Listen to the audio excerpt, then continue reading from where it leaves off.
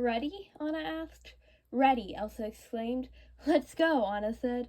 Queen Elsa of Arendelle and her sister Princess Anna of Arendelle were going to the kingdom of Corona to visit their cousin Princess Rapunzel, whose 19th birthday was in a few days. The two sisters were about to board the boat that would take them to Corona. Bye, Kristoff, bye, Olaf, Anna called as she boarded the boat. Bye, Kristoff called. Elsa waved goodbye. Olaf waved back. I'm so excited, Anna cheered once the sisters were on the boat. Rapunzel says that a lot has been going on in her kingdom. I'm hoping we can cheer her up with our surprise visit, Elsa said. What kinds of things have been happening? Anna asked. Well, there are some mysterious black rocks that are destroying Corona. Rapunzel has been lied to by her own father and betrayed by a friend of hers, Elsa replied, recalling the letters Rapunzel had sent. That's terrible, Anna exclaimed. She knew some of what Rapunzel was going through, but she had never gotten a chance to read all of the letters Rapunzel had sent Elsa, so some of the stuff she was just now hearing about. It is terrible, but maybe we can help, Elsa said. As the boat began to set sail, Anna started thinking of ways she could help her cousin. On Rapunzel's birthday, the sisters arrived in Corona. As the boat began to slow down, Elsa and Anna looked around at the beautiful scenery. The trees, the blue birds flying high in the sky, the brightly colored flowers everywhere, and some black spiky rocks. Those must have been the rocks Rapunzel was talking about. Elsa remembered Rapunzel's letter explaining how the rocks seemed to be connected to her magic hair. In the courtyard of Corona Castle and all around the kingdom, citizens were preparing for their princess's 19th birthday. People were drawing the kingdom's emblem on the ground using chalk.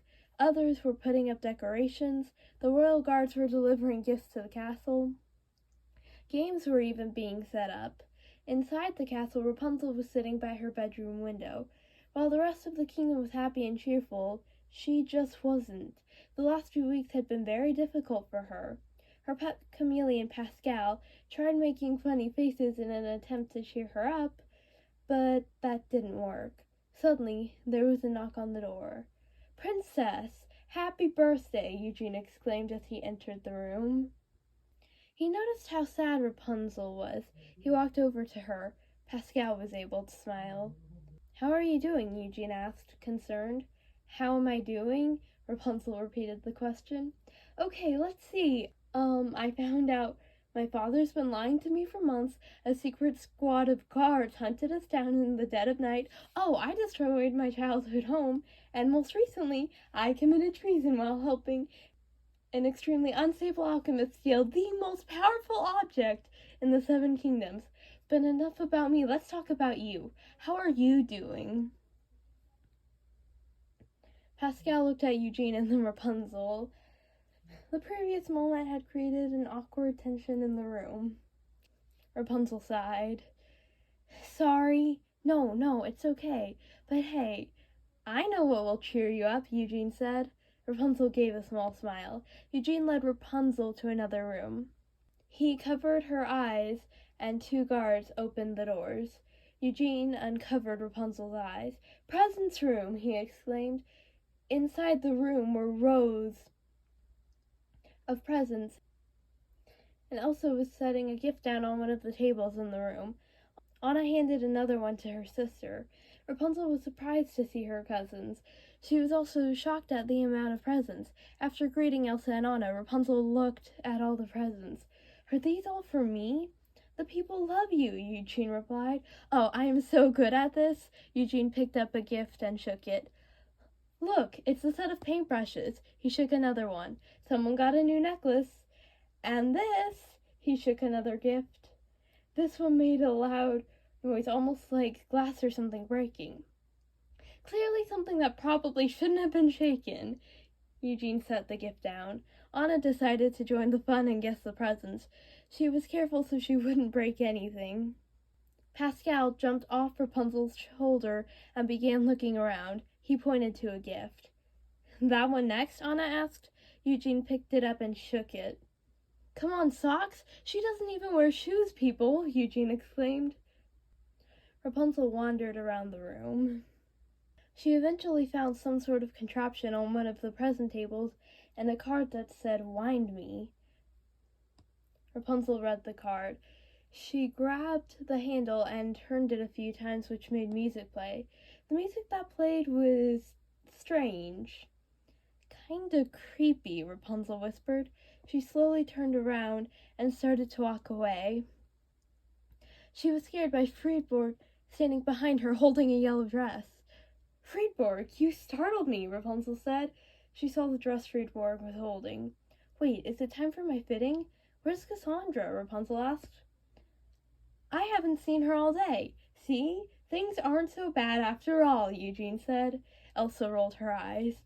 "No, come on. We should find her." Rapunzel led her boyfriend and cousins out of the room.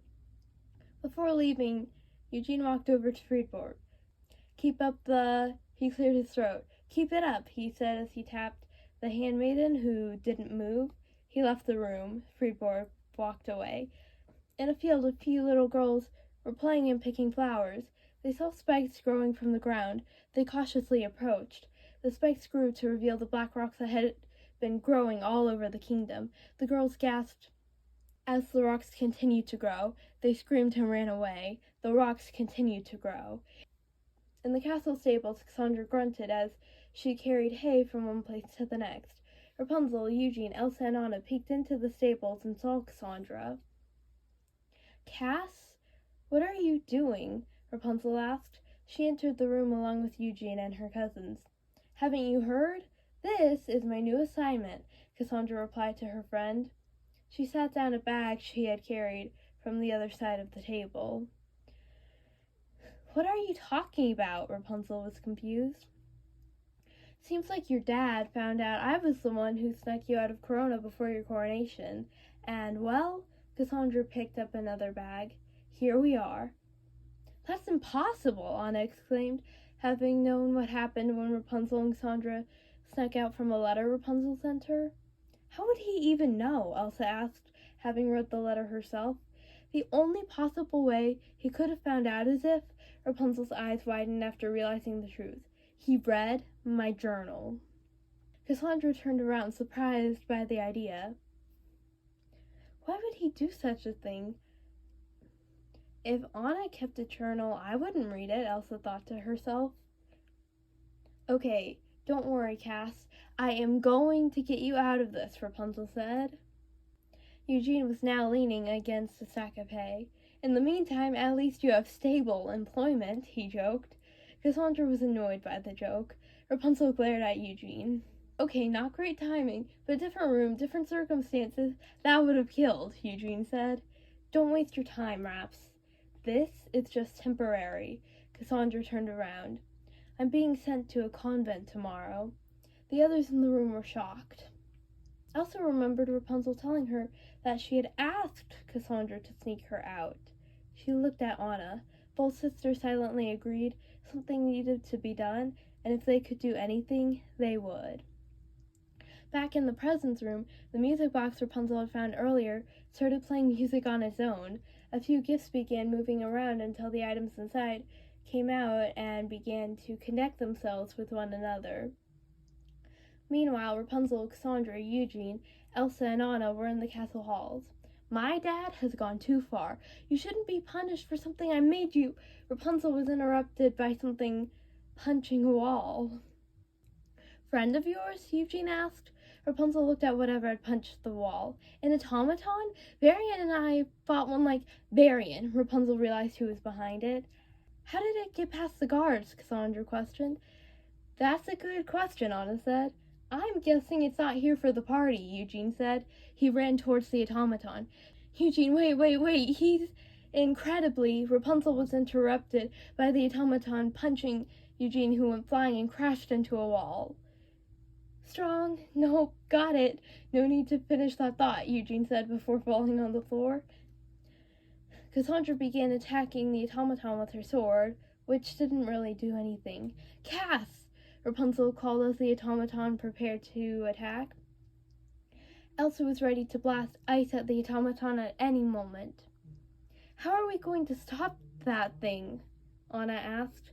Rapunzel noticed cracks forming around the hooks that were holding up a birthday banner, which gave her an idea. "Pascal, the banner!" Rapunzel exclaimed. Pascal jumped off Rapunzel's shoulder and climbed the wall. He made it to the banner and removed it from the hook. He dropped it. Rapunzel caught it.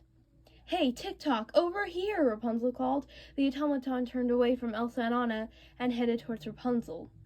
Rapunzel used the banner to tie the automaton's legs. Cassandra, who had caught on to Rapunzel's plan, called, "No, no, this way!" The automaton turned toward Cassandra. "Come get it!" she exclaimed. Rapunzel finished tying the legs and tossed the banner to Cassandra. Cassandra began tying the automaton's arms. Wait! No, step this way!" Eugene called. "I don't think you should." Before Elsa could finish, the automaton had already began to step towards Eugene, breaking the banner in the process. As the automaton turned around, Cassandra noticed something: gears in the back controlling the automaton.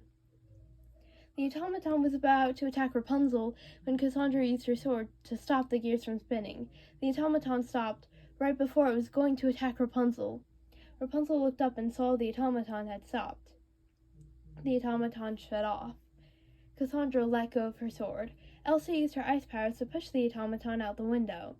"Heads up," Eugene said as the automaton fell out the window. It fell from the window high up in the castle, all the way down to the castle courtyard, where it landed on the test of strength game that had been set up for Rapunzel's birthday. As soon as the automaton hit the ground, it rang a bell that was meant to signal the winner. Shorty watched it happen. "Congratulations! You win a magical fish," he burped. "Oh, that's right. I forgot I ate the magical fish." Back in the castle, Elsa and Anna looked out the window. They had just fought an automaton. So far, this was not the visit they had in mind, and it had just started.